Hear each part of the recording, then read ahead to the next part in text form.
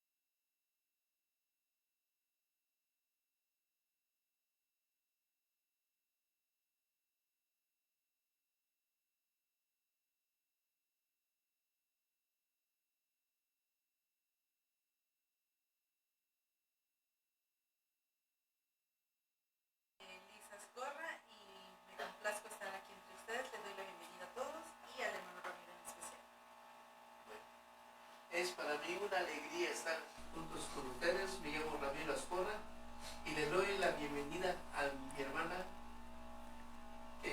Karime. Karime. Buenos días, hermanos. Sean todos bienvenidos a la casa del Señor y le doy la bienvenida al pastor Karime. Buenos medios días, ¿verdad? Que el Señor les bendiga, hermanos. Y creo que ya estamos todos, ¿verdad? Yo le voy a dar la bienvenida a mi hermano Saúl. Que el Señor te bendiga mucho. Bienvenido.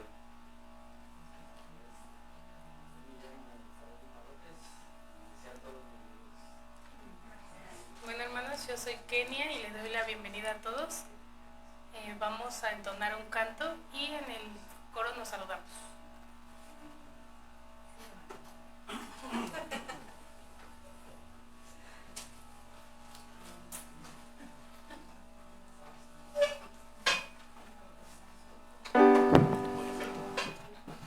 Entonemos el himno número 258, cuyo título es Puros lazos del santo amor.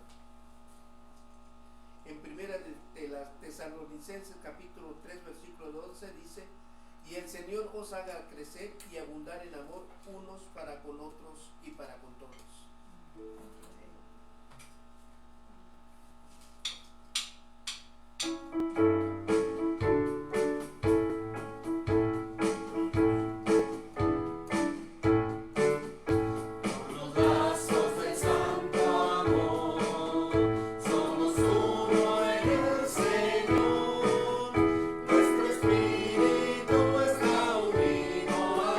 Por los lazos del amor.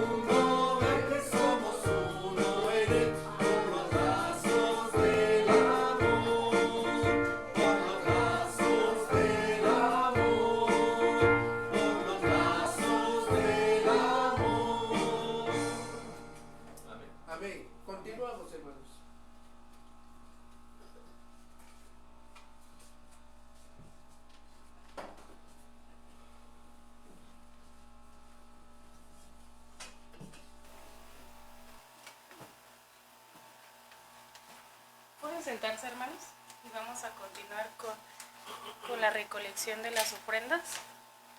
Le voy a pedir a la hermana Karen si puede hacer el favor de pasar a recogerlas. Y vamos a leer todos juntos Malaquías 3:10.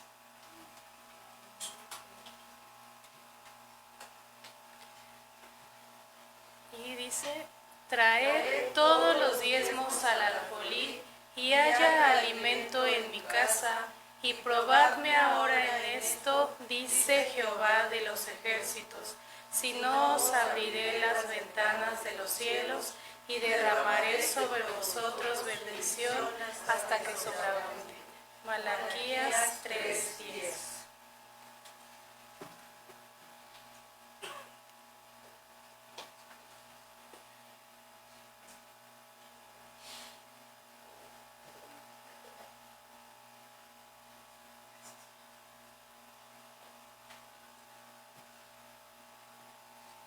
Padre nuestro, en esta hora te agradecemos por estos diezmos y estas ofrendas, Señor. Te pido que tú proveas en cada una de las familias aquí representadas, Señor, y aún las que no están, Señor, provee de todo lo necesario, Señor, por cada una de las situaciones que han estado pasando, Señor, por los enfermos. Te pido, Señor, que tú proveas, Señor, que multipliques y que también des al dador alegre, Señor, también, y que tú los bendigas, Señor, en Cristo Jesús. Amén. Amén. Continuamos con el primer periodo de alabanza musical, hermanos.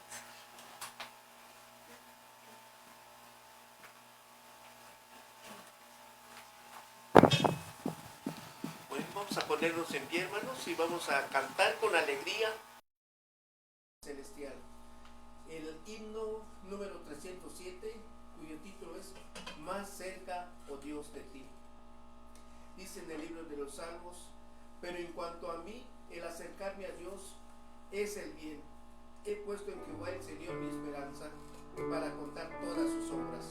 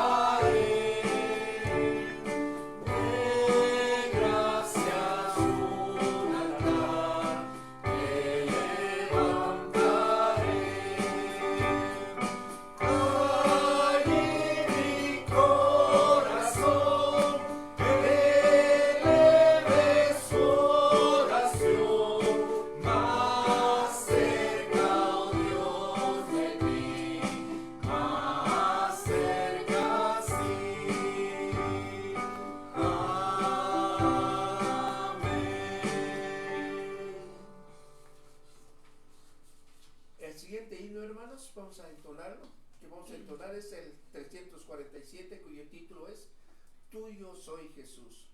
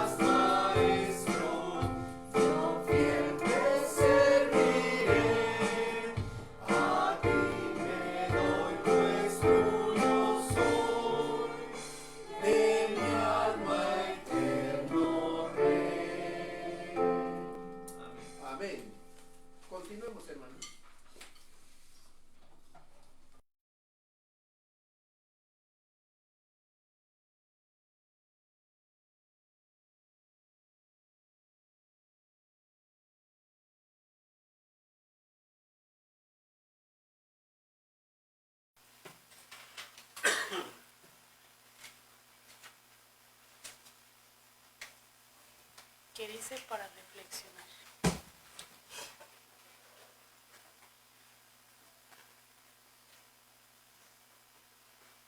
Ver la grandeza de Dios.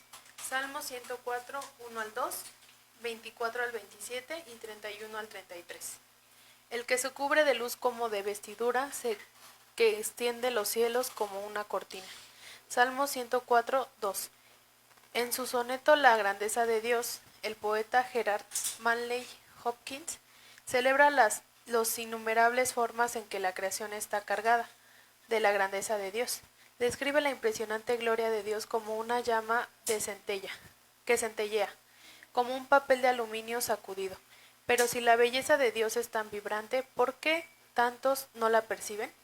Hopkins sugirió que una razón es que la humanidad ha cubierto todo con la mancha y el olor del hombre, impidiendo que muchos vean más allá de sí mismos. En Salmo 104 es también una celebración de la belleza de Dios en la creación. Con imágenes vividas, el poeta describe a Dios, vestido de gloria y magnificencia, revelando su belleza, poder y cuidado en el viento y el fuego, el trueno, el agua, la hierba y los árboles. Incontables regalos que sustentan tanto el cuerpo como el alma, apuntan a la gloria del Señor. Lo reconozcamos o no, en su poema Hopkins concluyó que incluso cuando la humanidad está ciega a la gloria de Dios, por la bondad de Él, siempre vive la más querida frescura en lo profundo de las cosas. Si tan solo nos detuviéramos a ver y maravillarnos, hay incontables razones para ver, creer y celebrar la belleza y la bondad de Dios. Mientras vivamos. Tomado de nuestro pan diario, edición anual. Muchas gracias, hermano. Vamos a continuar con el segundo periodo de alabanza musical, hermano.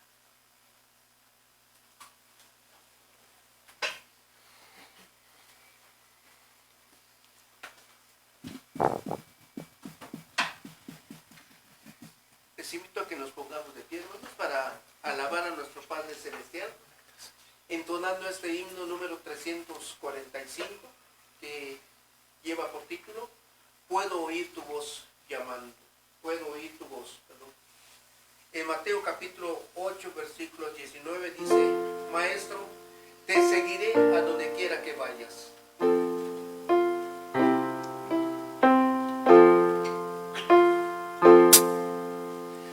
Con tu cruz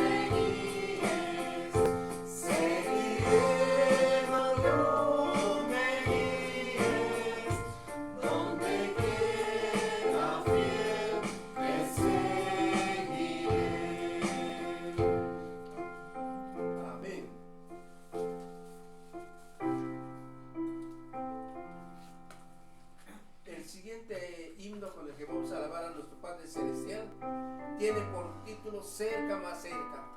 Y que este himno, hermanos, sea siempre nuestro anhelo, estar cerca y más cerca de Dios cada día.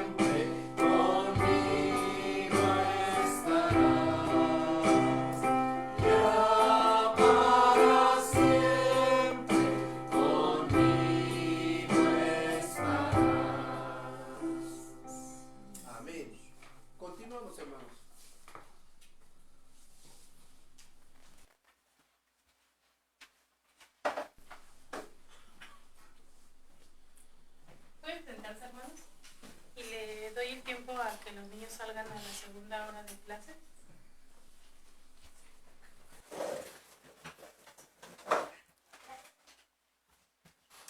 Le voy a pedir a mi hermano Ramiro si puede hacer la oración por el predicador, que es el pastor. Oremos, hermanos. Padre bendito, en el nombre de nuestro Señor Jesucristo, te damos gracias, Señor, por este momento en que vamos a escuchar tu voz que nos llama en esta mañana. Gracias, Padre Celestial, porque tenemos un pastor, Señor, que ha acudido a tu llamado, Padre Celestial. Y te rogamos, Padre Celestial, que tú nos sigas usando con poder, Señor. Que tu palabra que vaya a exponer en esta mañana, Señor, llegue nítida a nuestros oídos. Y que tu Espíritu Santo, Padre Celestial, lo grabe en nuestros corazones y nos impulse, Señor, a ser hacedores de tu palabra. Te rogamos, oh Padre Santo, que tú quites, Padre Celestial, cualquier estorbo que se quiera hacer presente. Que tu voz, Padre Celestial, pueda llenar cualquier expectativa de nuestras vidas.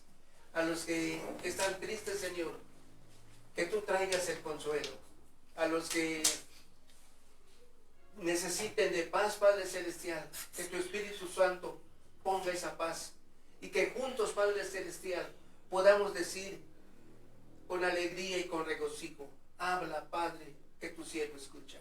En el nombre de nuestro Señor Jesucristo te damos gracias, Padre Santo, por todo. Amén. Así le doy el tiempo al pastor Germán, que nos trae la predicación de esta tarde. Buenas tardes, hermanos. Buenas tardes. Quiero pedirles de favor que podamos ir ahí en nuestras Biblias en la segunda carta del apóstol Pablo a la iglesia de Corinto, capítulo 6, por favor. Segunda de Corintios, capítulo 6, para darle lectura del 14 al 18 y terminamos en el capítulo 1, capítulo 7, versículo 1. Segunda de Corintios 6, del 14 al 18, 6, 14 al 18 y 7 al 1. Amén. Puestos de pie, por favor, hermanos. Vamos a darle lectura de manera unida. Amén. Amén. La palabra del Señor dice: no os unáis en yugo desigual con los incrédulos, porque ¿qué compañerismo tiene la justicia con la injusticia? ¿Y qué comunión la luz con las tinieblas? ¿Y qué concordia Cristo con Belial? ¿O qué parte del creyente con el incrédulo? ¿Y qué acuerdo hay entre el templo de Dios y los ídolos? Porque vosotros sois templo del Dios viviente, como Dios dijo: habitaré y andaré entre ellos, y seré su Dios, y ellos serán mi pueblo. Por lo cual, salid de en medio de ellos, y apartaos, dice el Señor. No toquéis lo inmundo, y yo os recibiré. Y seré para vosotros vuestro Padre, y vosotros me seréis hijos e hijas, dice el Señor Todopoderoso. Y dice el 7:1. Así que, amados, puesto que tenemos tales promesas, limpiémonos de toda contaminación de carne y de espíritu, perfeccionando la santidad en el temor de Dios. Permítanme hacer una oración. Padre, aquí estamos dispuestos con el único objetivo de escuchar tu voz. Rogamos, Padre, que tú quites los ruidos, que tú quites las distracciones, Señor, Amén, en este momento, Señor. y nos permitas estar atentos a tu voz, Señor, en medio de la exposición que se ha de dar. En tus manos me pongo, Padre Santo, y te ruego, Señor eterno, que permitas que tu palabra llegue pura, sin mácula, a los oídos y corazones Amén, Señor. de cada uno de los que la han de escuchar. En tus manos nos ponemos y te damos la gloria solamente a ti, Padre, en el nombre de Cristo Jesús. Amén. Amén. Pueden ocupar sus lugares, por favor, mis hermanos. Y seguimos hablando acerca de la santidad en todo tiempo, hermanos. Y vamos a seguir con este tema que todo el año hemos estado trabajando. Y el día de hoy, hermanos, vamos a hablar acerca de la santidad como decisión. Somos creación de Dios. Eso lo sabemos, eso lo entendemos, y en eso tenemos nosotros la fe puesta, ¿verdad? De que es nuestro Dios el que nos ha creado. Pero a diferencia de toda la creación, de absolutamente toda la creación que se genera ahí en el primer capítulo de Génesis, hermanos, el ser humano es el único al que Dios le da la oportunidad de tomar sus decisiones, lo que se llama como el albedrío. Y el albedrío no es otra cosa más que tener la libertad para hacer lo que bien nos pareciera. Obviamente el Señor pone este poder, porque al final del camino es un poder, lo pone en nosotros para que nosotros tomemos la mejor de todas las decisiones. Muchas de las veces, hermanos, no somos capaces de tomar buenas decisiones, y esa es una realidad. A veces cuando tomamos o pretendemos tomar buenas decisiones, ¿qué creen? Ya se nos pasó la oportunidad para hacerlo. O después de cierta cantidad de malas decisiones, finalmente le atinamos, ¿verdad? A veces estamos con esa problemática de vida, y esto, hermanos, también tiene que ver un poquito el asunto de la caída del hombre. no le vamos a echar la culpa a Adán y a Eva, no le vamos a echar la culpa al enemigo, sino a nosotros mismos. Porque nosotros, cuando hemos aceptado a Cristo en nuestros corazones, el Señor nos da la oportunidad, nos da la libertad de nosotros poder tomar nuestras propias decisiones, ¿sale? Entonces, es muy importante que las tengamos allí presentes. Perfecto. Entonces, santidad como decisión. La pregunta de esta tarde es, ¿qué decisiones conducen a una vida en santidad? Ya nos dimos cuenta que nosotros vamos a tomar decisiones. Y es necesario. Desde que uno abre los ojos, es una oportunidad para tomar N cantidad de decisiones. Desayuno, no desayuno. Desayuno a lo mejor algo ligero o algo pesado, algo que me haga bien estómago. Voy o no voy a trabajar. Hago o no hago mi tarea. Todo el tiempo estamos tomando decisiones. Y ahorita quiero hablar un poquito más acerca de la responsabilidad del cristiano en cuanto a tomar la mejor decisión, la santidad. La santidad que debe de ser una práctica en el creyente. La santidad se refleja en decisiones conscientes que demuestran que pertenecemos a Dios, nuestra permanencia en Dios. Por eso tenemos la libertad para elegir o no pecar. Así es que no salgan con que, ay, es que fui débil, la carne les... Nada. Dice la Escritura que si nosotros ya tenemos a Cristo en nuestro corazón, vamos a tener la oportunidad para decirle al pecado, no te metas conmigo, no me tientes, porque yo en Cristo soy más que vencedor. Entonces, ¿qué decisiones conducen a una vida en santidad? Y quiero hablar acerca, hermanos, de cuatro decisiones para vivir en santidad, según lo que vemos aquí, en esta primera parte, en esta porción bíblica del apóstol Pablo a la iglesia de Corinto. Pablo batalló bastante con la iglesia de Corinto. Y la iglesia de Corinto batalló muchísimo para permanecer santos delante de Dios. Y nuevamente vuelvo a explicar acerca de lo que es la santidad. La santidad no es otra cosa más que estar apartado para Dios. ¿Vale? Es como este púlpito está apartado ¿para qué? Para la predicación. Aquí no es mesa para que vengamos a comer. Aquí no es mesa para que a ver saquen el dominó y vamos a echarnos una partida. O baraja, o no sé. Este está hecho para la predicación, para la exposición de la palabra de Dios. ¿Se pueden hacer N cantidad de cosas? Claro, como los que le acabo de mencionar y un poco más, porque por acá abajo se pueden meter, pues a lo mejor un mundo de cosas. A lo mejor hasta ahí me escondo. Bueno, yo ya no quepo, ¿verdad? A lo mejor hacer un niño que pueda entrar ahí. El cristiano, hermanos, está apartado para Dios. Puede hacer infinidad de cosas, pero se tiene que cuidar de hacer las cosas que solamente le agradan a Dios. Aquellas que el Señor ha diseñado para nosotros. Y vamos a ver entonces estas 4 decisiones, hermanos, para vivir en santidad. En primer lugar, hermanos, ¿qué decisiones conducen una vida de santidad? Número 1, decide no unirte a aquello que te aleja de Dios. Del versículos 14 al 15. Y dice ahí a la letra, déjenme ubicarme aquí por favor, 14 y 15 dice, no os unáis a yugo desigual con los incrédulos, porque qué compañerismo, y empieza a hacer una serie de preguntas que ahorita vamos a ir viendo a lo largo. No os unáis a yugo desigual con los incrédulos. Pablo comienza mostrando que la santidad requiere discernimiento espiritual. El creyente debe reconocer que existen relaciones, influencias y alianzas que pueden afectar profundamente su comunión con Dios. Y miren que la iglesia de Corinto batalló muchísimo en cuanto a tener y mantener sanas relaciones. ¿Por qué? Porque el pueblo en donde estaba situada la iglesia de Corinto, obviamente es Corintio, era un lugar, y lo estamos viendo en la clase. ¿Cómo era este lugar? ¿Cómo era este pueblo? Era idólatra. Estaba lleno de vicios. Estaba lleno de comercio que servía para llevar y traer mucho de la cultura, que no toda era buena. Entonces, aquí lo que está llamando la Escritura es decidir no unirte con aquello que te aleja de Dios. ¿Qué es aquello que te ha alejado del Señor? Pueden ser las amistades, pueden ser tu trabajo, ¿Qué es aquello? Medita en esto. ¿Qué es aquello que te está alejando del Señor? En primera instancia, hermanos, ¿por qué nos debemos de alejar de aquello que nos separa de Dios? Porque la justicia no comparte dirección con la injusticia. No se pueden mezclar.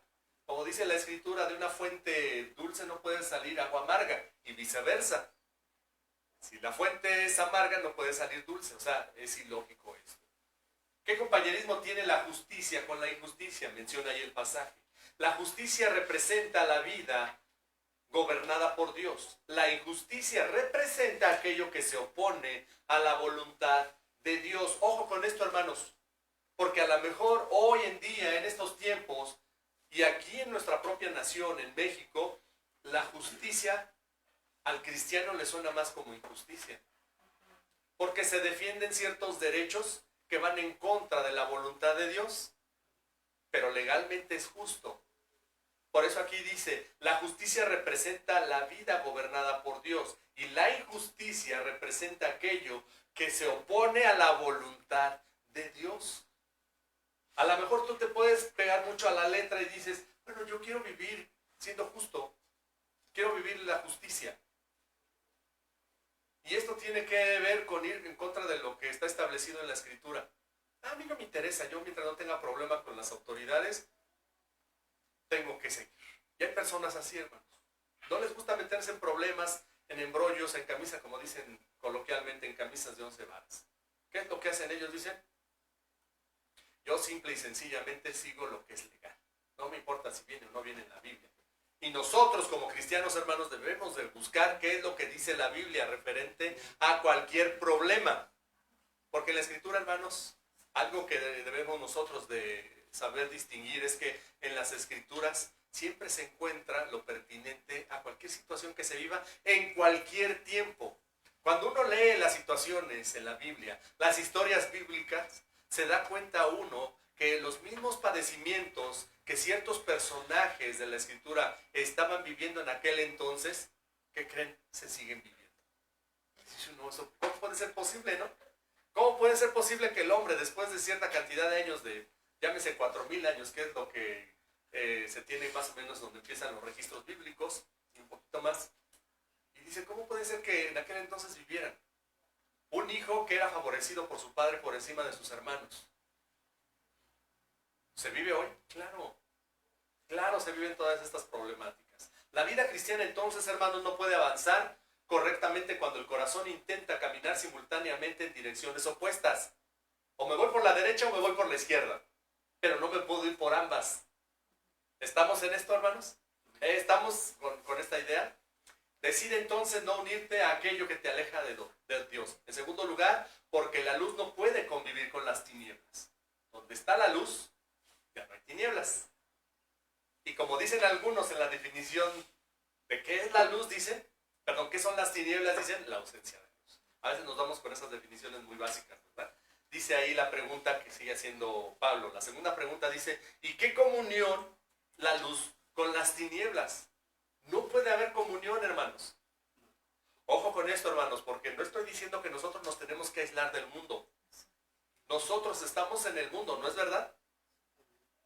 Somos parte del mundo, mas no pertenecemos al mundo, pertenecemos a nuestro Dios. La luz y las tinieblas representan dos naturalezas completamente distintas y a la vez, dijéramos, opuestas. La santidad implica aprender a discernir aquello que alimenta espiritualmente el corazón y aquello que lentamente lo contamina. Ahora, esto de lentamente, hermanos, será parte de la dificultad por la cual en ocasiones no nos damos cuenta de que estamos yéndonos hacia la oscuridad. Muy probablemente, hermanos, porque hay veces que nuestro alejamiento, nuestro enfriamiento comienza con algo muy sencillo, muy básico. Pues yo sí quiero ir a la iglesia, pero tal vez voy a estar yendo 1 o 2 veces al mes. Porque pues ya ir todos los domingos ya es avaricia, como dicen.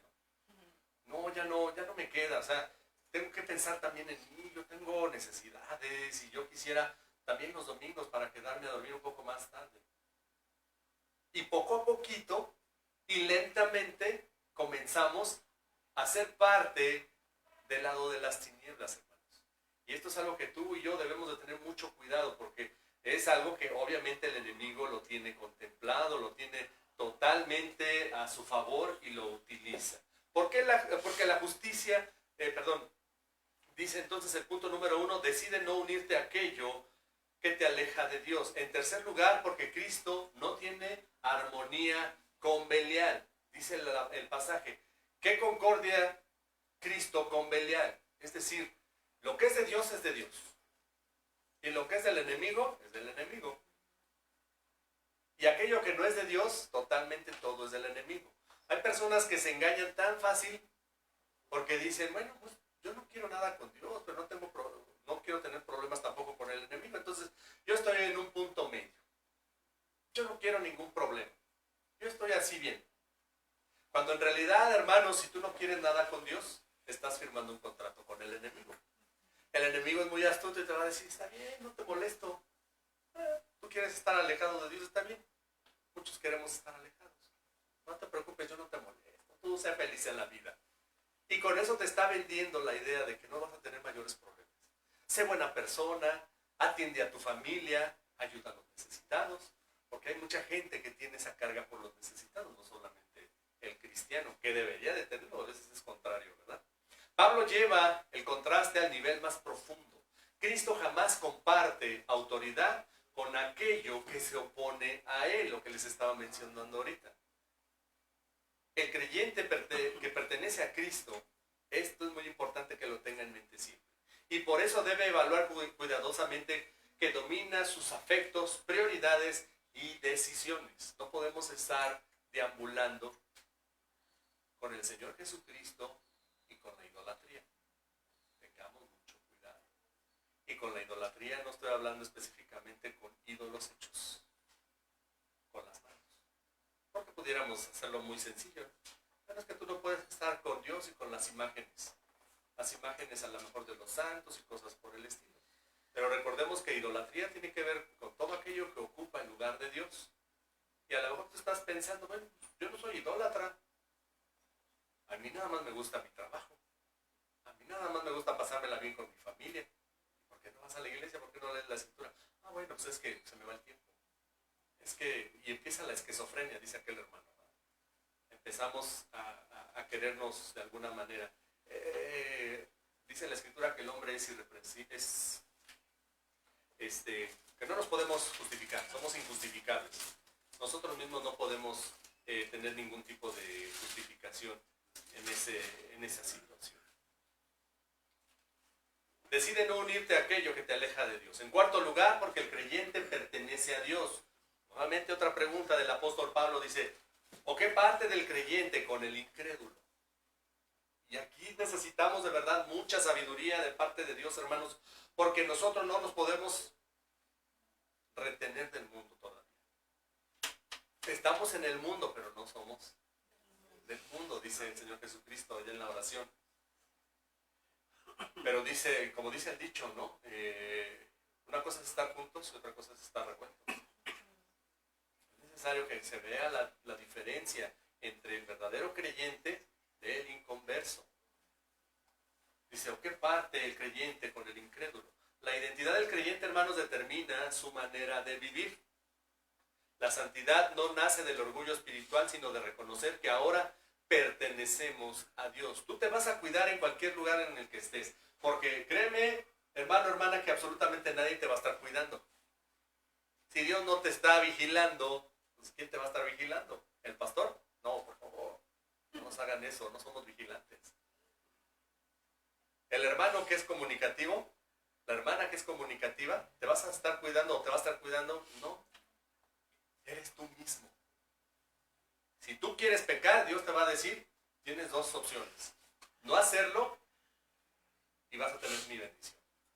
Y la otra opción es hacerlo y te atienes a tus propias consecuencias. ¿Vale? Y tenemos la libertad para hacer cualquiera de estas dos situaciones.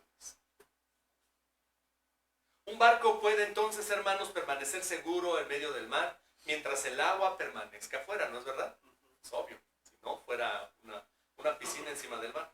El peligro comienza cuando el agua entra al barco. De la misma manera, hermanos, el creyente vive en el mundo, pero no debe permitir que el sistema del mundo gobierne su corazón. ¿Qué decisiones entonces conducen a una vida de santidad? La primera de ellas que debes tomar es decidirte no unirte a aquello que te aleja de Dios. Y lo voy a decir de verdad con mucho respeto, pero también muy directo, hermanos. Muchas de las veces hay hermanos, hermanas que se acercan y dicen, hermano, ¿puede orar para que el Señor me dé un trabajo? Claro, hacemos la oración. Pero de repente ese trabajo te está alejando de Dios. Y dices, ¿qué pasó? ¿En qué fallamos? No supimos pedir. Aguas, hermanos, porque de repente hay situaciones que pone el Señor o permite el Señor para probarnos. ¿Realmente quieres trabajar, pero también quieres servir para el Señor? Pues a ver si es cierto. Ahí te va la primera prueba. Y es un trabajo justo por el que soñabas. Y me pagan muy bien. Muy, muy bien. ¿Seguro? ¿Y no tienes dificultades? No, nada más. Mi trabajo es de lunes a domingo. ¿Y luego dónde dejaste a Dios? Bueno, pues me voy a tomar un tiempo, así como si de nosotros dependiera, ¿no? El tiempo. Voy a tomar un tiempo, voy a probar y todo esto, y yo así tomaste la prueba, pero no la pasaste. Tan sencillo como eso.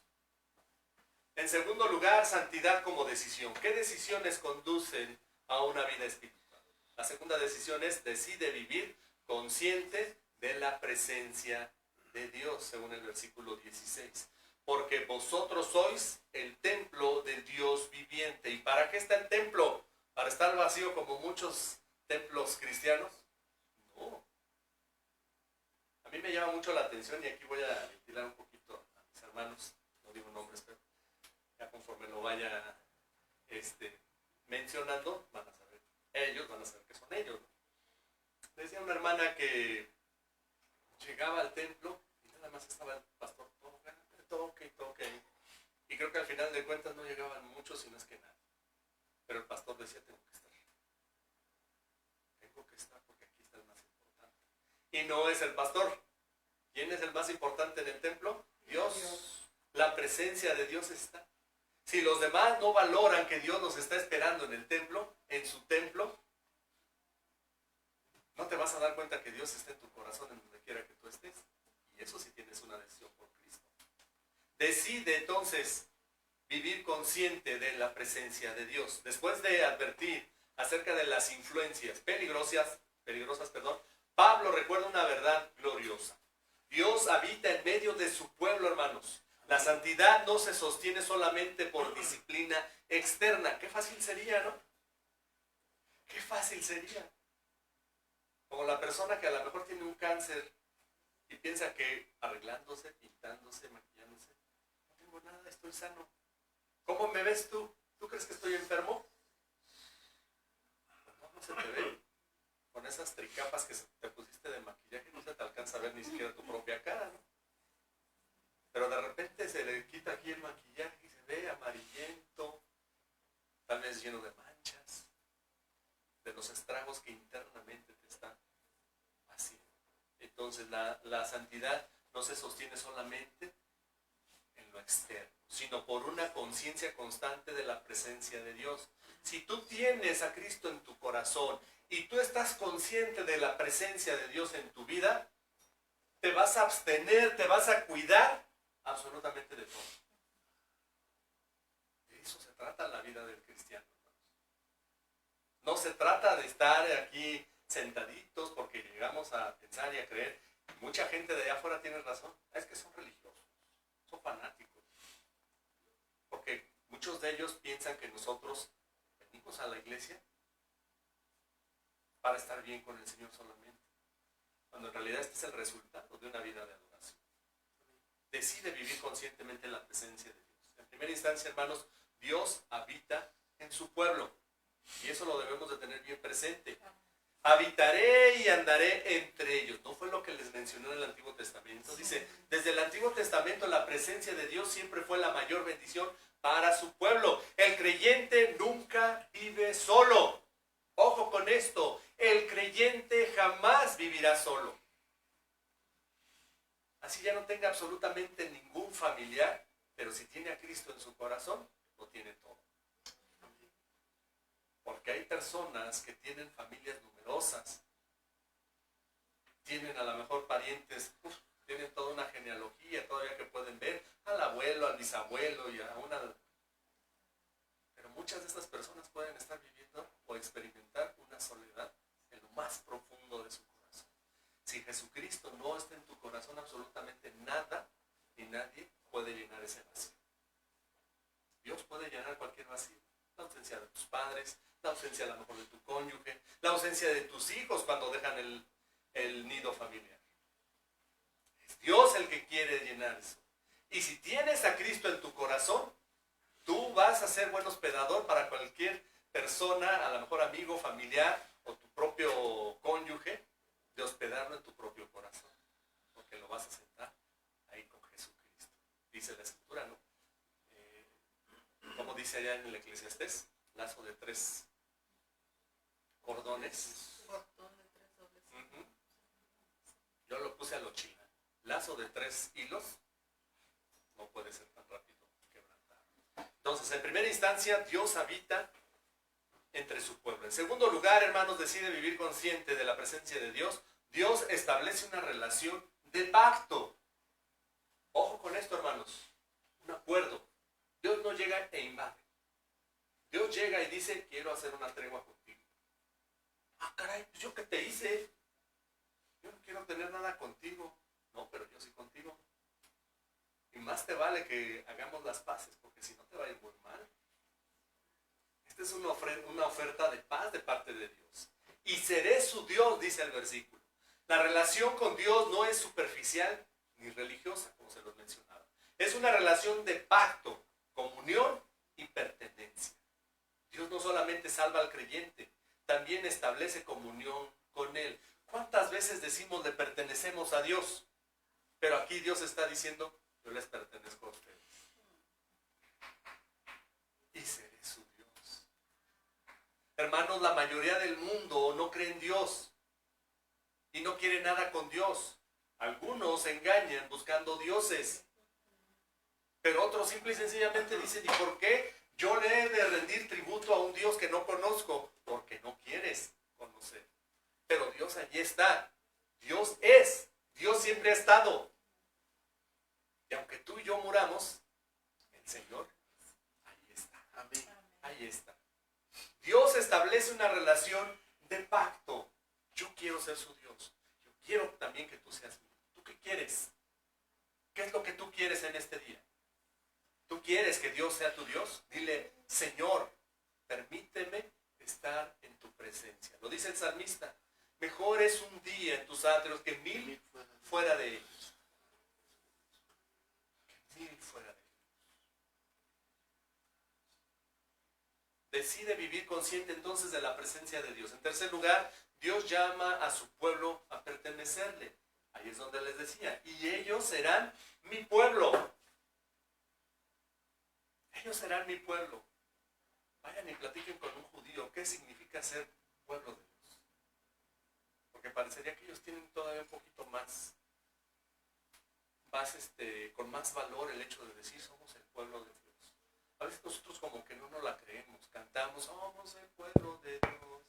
Y vivimos como si fuéramos venidos a más. Como si fuéramos ajenos. Hermanos, nosotros somos el pueblo de Dios. La iglesia del Señor es el pueblo de Dios. Amén. Somos el proyecto del Señor desde la caída del ser humano. El proyecto de Dios es la iglesia. Continúa. No se quedó solamente con una nación. Era para todo el mundo. En ti serán benditas todas las naciones del mundo. La santidad surge, hermanos, cuando el creyente entiende verdaderamente a quién pertenece. ¿A quién pertenece? Aquello que pertenece a Dios debe reflejar el carácter de Dios. ¿Cómo se mofa, hermanos, la sociedad cuando de repente vemos alguna situación con alguno, y valga la expresión, lo voy a decir con mucho respeto porque pues, también ellos merecen respeto, pero los hijos de políticos, los hijos de personas con ciertas influencias, que de repente están con sus desmanes. Ah, es un junior y empezamos a hacer mofa de ellos, escarnio de ellos. Sí, como papá todo le paga, ve qué carrazo, cómo lo deshicieron, o andan destruyendo y todo. ¿Cómo esperaría el papá que se comportara ese hijo? ¿Cómo actuamos, hermanos? Y aquí viene la pregunta para ustedes y para mí. ¿Cómo actuamos? ¿Como hijos de Dios o como juniors de Dios? No me contesten. Piensen.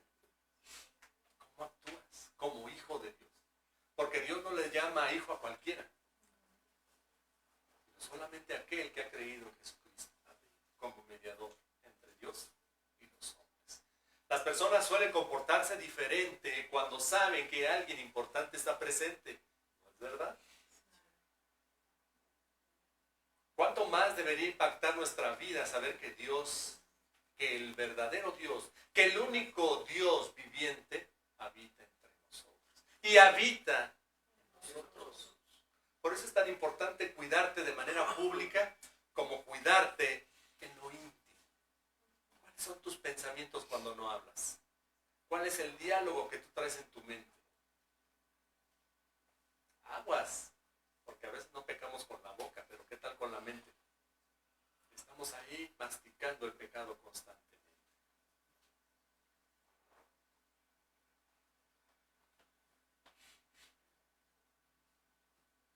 Vámonos al tercer punto. Nada más que aquí me deje un poquito. Santidad como decisión. ¿Qué decisiones conducen a una vida de santidad? En tercer lugar, decide apartarte para Dios, no de Dios, para Dios. El versículo 17 y 18 menciona esto.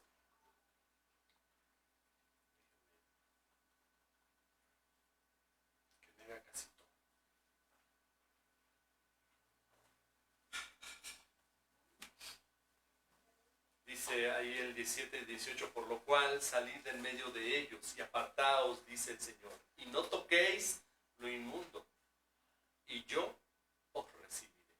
Esto nos suena a aquellas leyes mosaicas en donde aquellos que eran apartados para el servicio de la obra del Señor tenían que cubrir ciertos requisitos, tenían que de alguna manera también ellos evitar ciertas cosas, como el hecho, pues muchas de las veces estaban impedidos para poder sepultar a sus propios familiares, porque estaban consagrados. Y de hecho tenía el sumo sacerdote la escritura consagrado a Dios. Y no, por más que le doliera a su pariente, por más que estuviera sufriendo, él tenía que apartarse y vivir como apartado para Dios. ¿De qué te apartas?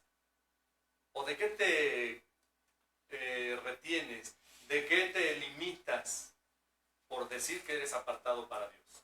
Analízalo, piénsalo. ¿Qué es lo que haces a un lado? ¿Qué es lo que dejas? A lo mejor ciertas amistades, a lo mejor eres el aburrido del salón, si vas a la escuela. A lo mejor en tu trabajo ya no te soportan por santurrón, pero tú dices, esto es lo que le agrada a Dios. Esto es lo que yo vengo manifestándole a Dios. El Señor para mí lo es absolutamente todo. Decide apartarte para Dios. Salir de en medio de ellos es el llamado que Dios le está haciendo a su pueblo. Es el llamado que Dios le hace a su iglesia hoy en día. Salgan de toda esa serie de situaciones que se están viviendo allá afuera. No sean parte del problema, sean parte de la solución. La santidad bíblica, hermano, requiere separación espiritual. ¿Cómo te separas espiritualmente? Es complicado, ¿verdad? En ocasiones analizar la profundidad de lo que se nos está exigiendo. Pero para eso es importante que tú y yo estemos trabajando con base en la Escritura. Estemos analizando la Biblia. A ver, santidad, santidad. Hablan tanto de santidad, hermanos. Este año van a salir ustedes hastiados del tema de la santidad. ¿Por qué? ¿Por qué será? Simple y sencillamente porque el Señor nos está exigiendo sean santos, porque yo soy santo. Así de sencillo. Y si nosotros, como parte de los mensajeros del Señor, no les avisamos, vamos a ser como aquellos vigías que no sirven para nada. Aquellos vigilantes que no vigilan nada. Me acuerdo de la escena del Titanic 2, hasta allá arriba. ¿Cómo se le llama los que ponen arriba del barco que están vigilando, los atalayas? Bueno, sí se dan una idea, ¿no? Son los que están mirando, son los ojos de todo el barco, del capitán principalmente. Y ellos son los que tienen que mirar que no haya nada adelante que vayan a chocar. Porque imagínense la dimensión del barco, el Titanic, ¿no? Y de repente pues ahí están entre ellos presumiendo que tienen ojos de halcón y cosas por el estilo, y cuando menos se dan cuenta les llega y ya se embarraron ahí en el iceberg. Y empiezan a discutir. ¿No que alcanzabas a ver a muchas millas, leguas de distancia? Así somos nosotros, hermanos. Tenemos que decir lo que Dios tiene para este pueblo. Y si el Señor está exigiendo la santidad de esta iglesia pequeña, de este pequeño grupo, hermanos, es porque Dios está exigiendo la santidad. Decide apartar para Dios. En primera instancia, hermanos, hay cosas que deben abandonarse, como les decía. Fiestas, amistades, trabajos, familias. ¿Serán familias? El que deja padre y madre, dice, lo dice el Señor Jesucristo. Va a haber algo que tú tengas que dejar. Identifícalo, te lo dejo de tarea. Salid en medio de ellos, dice el apóstol. Existen ambientes, prácticas y hábitos que terminan debilitando nuestra vida espiritual. Aquí está la clave del por qué te tienes que separar de personas. ¿Y el para qué? En primer lugar, para apartarte para Dios. Pero aquí dice, porque si no, me va a debilitar en mi vida espiritual. ¿Qué haces los domingos? Voy a la iglesia. Te quiero invitar a un equipo. A mí me invitaban mucho a jugar los domingos. Básquetbol. Básquetbol me encantaba mucho. Jugué fútbol, jugué voleibol y otras cosas más. Pero el que más me gustaba. Y me invitaban. Y casi me convencían muchas de las veces. Y no llegué a ir, no creo que porque era muy devoto de venirme a la iglesia. ¿Saben por qué no iba? Por flojo. Pues que era en las mañanas. Hasta que me di cuenta y dije, no, ¿dónde estoy? Tengo que estar en la iglesia. Pero hay veces que el enemigo sabe dónde tocarte, en el ego. Ándale, pues eres buen jugador. Tú serías la estrella del equipo. O tú eres muy buen trabajador. Este trabajo se hizo exclusivamente para ti. ¿Por qué no te vienes para acá? Y ahí andamos. Pero cuando menos nos damos cuenta, nuestra vida espiritual está decayendo.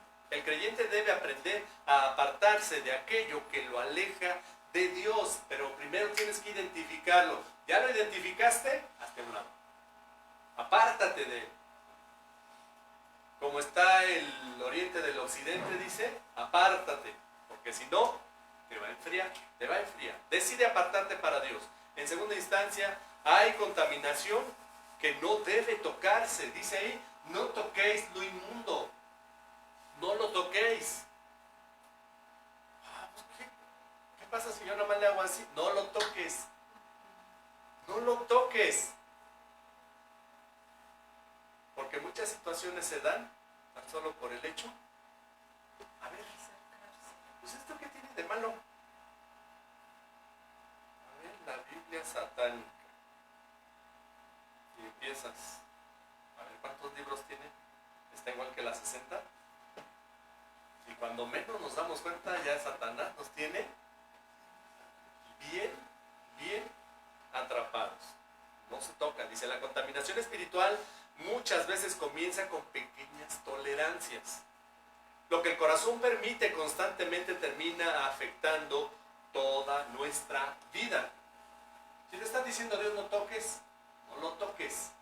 ¿Qué le pasó a Salomón? Perdón, a Sansón. Pobrecito Salomón. A ese también le fue igual porque fue idólatra. Pero quiero hablar específicamente de Sansón. Sansón era apartado para Dios. En aquel entonces se utilizaba un adjetivo, nazareo. Apartado para Dios. Y tenía que cubrir ciertos requisitos. A ver, maestras de escuela dominical, ayúdenme. ¿Cuáles eran estos requisitos? En primer lugar, ¿cuál era? No pasar navaja. No le iban a cortar el pelo. Yo hubiera querido ser más. ¿Cuál era otra? No, el fruto de la vid. Nada de que tenga que ver con fermentado, ni pulque, ni nada de... ¿Qué otra cosa? No tocará cosas No muertos. tocará cadáveres ni de animales ni de personas. ¿Qué otra cosa? Será consagrado al servicio del Señor. Y también algo más es que no se casará Con alguna mujer que no con fuera de su gente que pueblo. fuera de su pueblo. A ver, vamos a poner nada más estas 6. ¿Cuáles de estas 6 quebrantó Sansón? Todas. 10 dicen. Todas. La última fue precisamente cortarse el pelo. Se dejó cortar el pelo. Ya no hubo problema de sus padres, porque era a sus padres a quienes les había dicho, pero él tenía que respetarlo a lo largo de toda su vida. Pero tocó cadáver, se metió con gente extranjera, se tiró al vicio y cosas por el estilo. Él era un escogido de Dios desde el vientre de su madre. Él fue un juez de Israel, una persona muy importante. A veces nada más nos quedamos con la cuestión de la fuerza. Pues sí, tenía mucha fuerza, pero no era de él. ¿La fuerza de quién era? Del Espíritu de Dios. Dice la Escritura que venía el Espíritu de Dios en Sansón y dice que le daba para matar a miles de personas. A miles de personas. Pero tenía esa cosquillita por tocar lo que no tenía que. Y dice que vio ahí un león muerto y dentro un panal. ¿Quién va a estar encontrando un león con un panal adentro, no? A lo mejor ya tenía rato, ¿no? Ajá. Pero yo creo más que fue Satanás el que le estaba teniendo ahí la trampa. Y más allá de Satanás era Dios el que le estaba permitiendo. Le estaba permitiendo esta prueba a Sansón. ¿Y qué nos enseña esto, hermanos? Que Dios muchas de las veces te va a dejar a ver hasta dónde llega. Y me imagino a aquellos padres que están viendo al hijo que ya lo separaron 3 o 4, n cantidad de veces del contacto de luz y no se quiere quitar. Y ahí viene con su cuchillito y lo están viendo. Dice, se queda pegado, lo jalamos, pero deja que le des sacudida. Y ahí va el niño. ¿Saben cuándo lo vuelve a hacer? A veces aprendemos por las malas, hermanos. Y aguas con esto, porque muchas de las veces cuando vemos que caemos, Señor, ¿por qué me abandonaste? ¿Qué hice yo para merecer esto? Mucho, mucho, dentro de los cuales está tocar lo que no debías. No toques lo inmundo. En cuarta instancia, hermanos, de este tercer punto, decide apartarte para Dios. No, perdón, antes de irme al tercero. Hay una comunión que Dios promete. Yo os recibiré. Aquí en este lugar, hermanos, ¿cómo nos sentimos cuando la sonrisa de los que nos hospedan nos recibe? Hasta nos alegran el día. Bienvenidos, bienvenidos. Bienvenidos, pásenle su casa. Así, pásenme las llaves si quieren y ya que me quedo. Bienvenidos, ¿cómo nos sentimos? Cuando busquemos y estemos conscientes de la presencia de Dios, nos va a decir, bienvenido. Bienvenido, te he estado esperando. Dios nunca llama al creyente a separarse del pecado sin ofrecer algo mejor. Una comunión más profunda con Él. Más profunda. ¿Para qué es esta comunión? Para conocerle. ¿Sabías tú que la Escritura no te va a ser suficiente para conocer a Dios? Lo que tenemos en la Escritura es lo que Él quiere que conozcamos en este momento, en este tiempo. Pero ¿sabes cuándo vamos a conocer plenamente a Dios? Cuando estemos con Él. Cuando Él nos reciba. Y cuando Él se siente a escucharte y tú estés, Señor, yo te pedía. Señor, yo quería escuchar tu voz. Ahí estaba. Te estaba hablando. Ahí estuve contigo llorando. Yo fui el que te di la fortaleza. Yo fui el que dejé que pasara eso. Porque tenía una enseñanza plena para ti. ¿Qué le vamos a reclamar a Dios, hermanos? Dice Marcos Witt en uno de sus cantos, hablando de cuando estemos delante del Señor, dice, no podría estar ante ti sin llorar como un niño.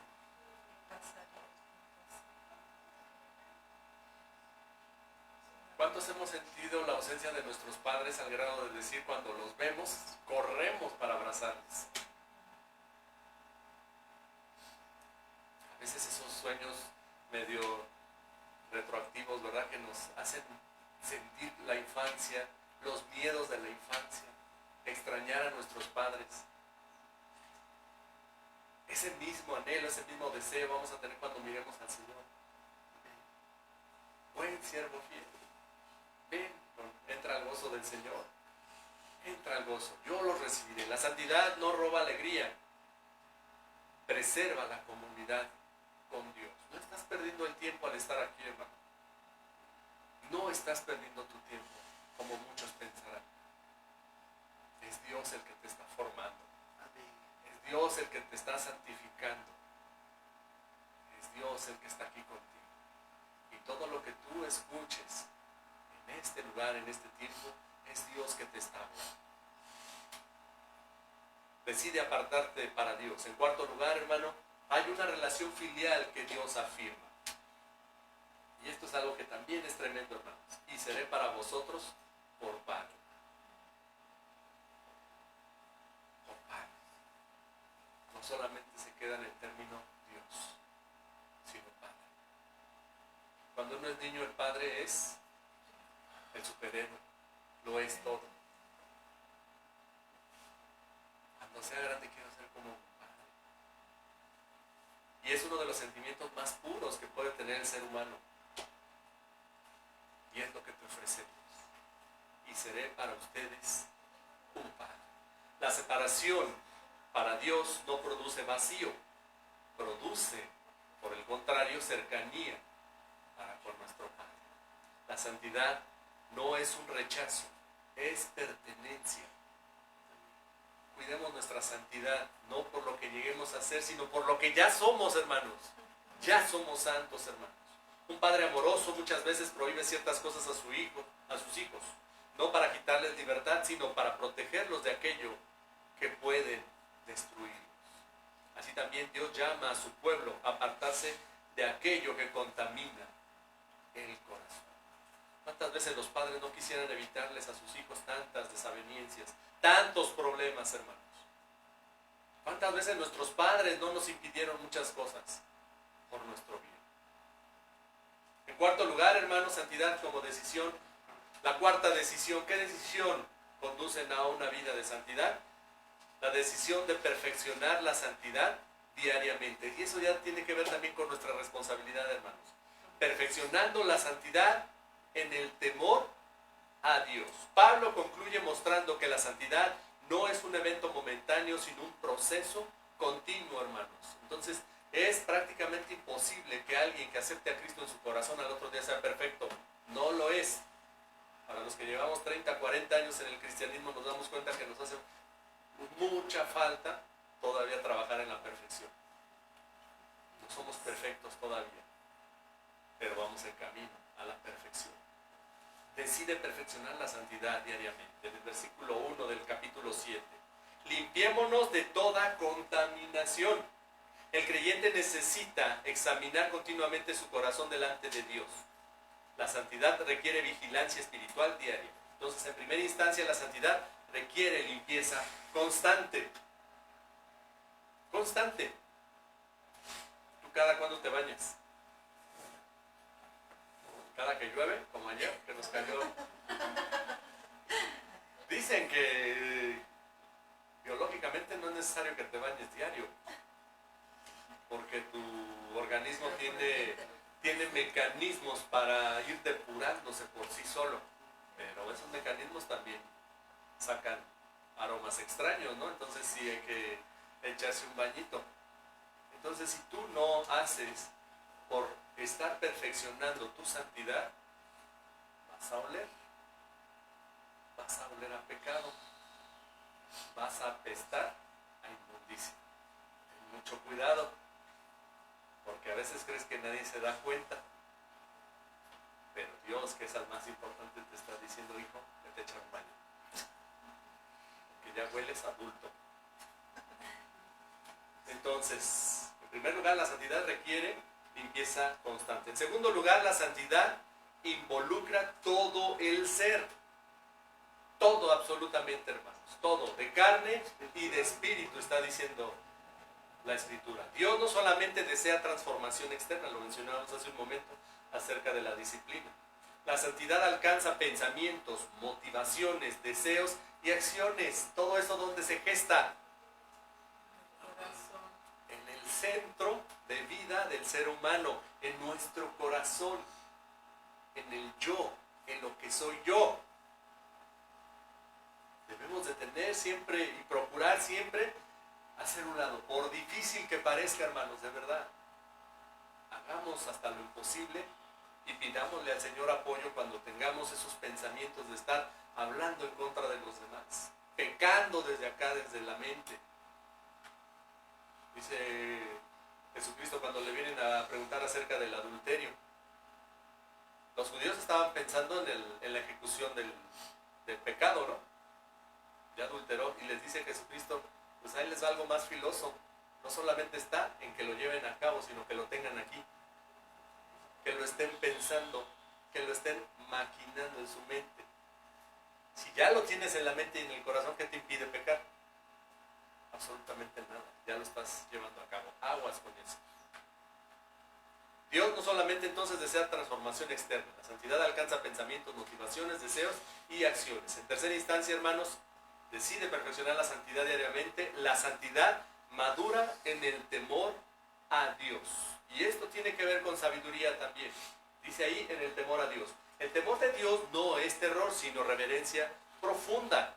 La verdadera santidad crece cuando el creyente vive consciente de quién es Dios. Y cuando tú quieres conocer del Señor, estás adquiriendo sabiduría, pero también santidad. Miren cómo es un paquetito completo el estar en la presencia de Dios. Pudiéramos hablar de las, ¿cómo le dicen? De las propiedades de la presencia de Dios. ¿Y saben ustedes cuántas pudiéramos extraer? Todo. Las propiedades de estar en la presencia de Dios. Paz, amor, sabiduría, santidad. ¿Qué más se les ocurre? Que el Señor tiene para nosotros a través de su presencia. Victoria, templanza, ¿qué más? Todo esto. Y es a favor de nosotros mismos, hermanos. Entonces la verdadera santidad crece cuando el creyente vive consciente de quién es Dios. Un conductor, hermanos, puede tener un automóvil en excelentes condiciones, pero si deja de prestarle atención al camino, terminará desviándose. Y a veces vemos esos choques en el internet y se ven tremendos. Y decimos, ¿cómo es que llegó a tener ese descuido, ¿no? Luego vemos carros que, no sé si fue esta o la semana anterior, había una moto colgada de un poste de luz. Yo dije, ¿eso qué es real? ¿Qué habrá pasado? Yo absolutamente no me di a la tarea, porque ya eso ya superó a la inteligencia artificial, dicen ahora, ¿no? Pues dice uno, ¿cómo es que llegó y cómo es que el poste se mantiene todavía ahí con una moto? Una moto no está ligera. Es que chocó y el chavo salió proyectado y la moto. Sí, seguramente con los neumáticos sirvieron de trampolín y quedó ahí colgado. Entonces, puede pasar todo esto. De la misma manera, entonces, hermanos, la vida espiritual requiere vigilancia continua. La santidad no consiste solamente en comenzar bien, sino mantenerse correctamente encaminado. Si tú te dices ser chofer y a la mitad del camino ya te está dando sueño, ¿qué crees? No eres chofer. Una vez me tocó aventarnos un viajecito a Cancún y de ida íbamos muy bien, pero de repente pues tuvimos dificultades y me tuve que aventar la jornada de como 18 horas, ¿verdad? No, le decía a Liz, pobrecita de mi esposa, porque era la que me estaba despertando. Y más que nos tocó en la noche acá entre Veracruz y Puebla, ya estábamos así como, ¿qué hacemos? Nos paramos en alguna gasolinería, teníamos que llegar temprano. Y no, fue así como que qué bueno que no soy chofer, qué bueno que soy trabajador de oficina o pastor, porque vengo de chofer, ya me hubiera estrellado varias veces. Concluyendo entonces, hermanos, el llamado de este pasaje sigue siendo urgente. ¿Cuándo se escribió el libro o las cartas del apóstol Pablo a la iglesia de Corinto? Échenle el lápiz. A él se dice que lo ejecutan entre el año 60 y 90. Estamos hablando de hace, ¿qué? 1900 y pico de años. Y desde aquel entonces ya había la urgencia para el llamado a la santidad. Vivimos rodeados de presión espiritual, hermanos, distracciones y contaminación moral. Sin embargo, Dios continúa llamando a su pueblo a vivir de manera diferente. La santidad comienza cuando el creyente decide, en primer lugar, no unirse a aquello que lo aleja de Dios. En segundo lugar, vivir consciente de su presencia.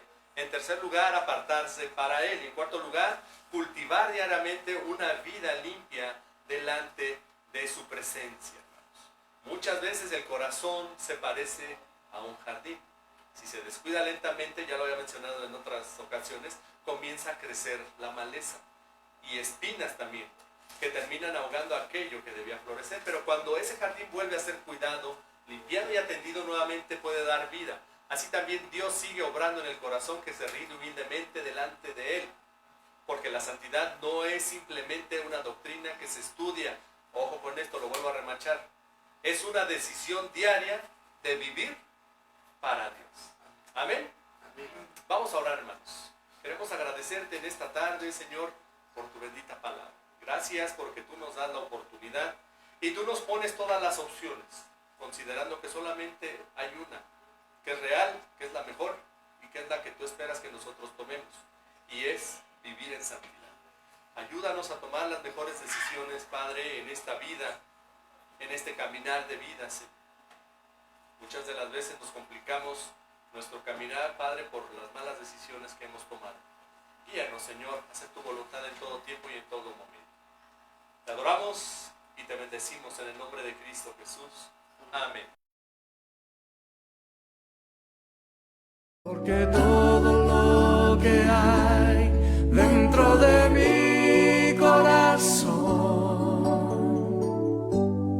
necesita más de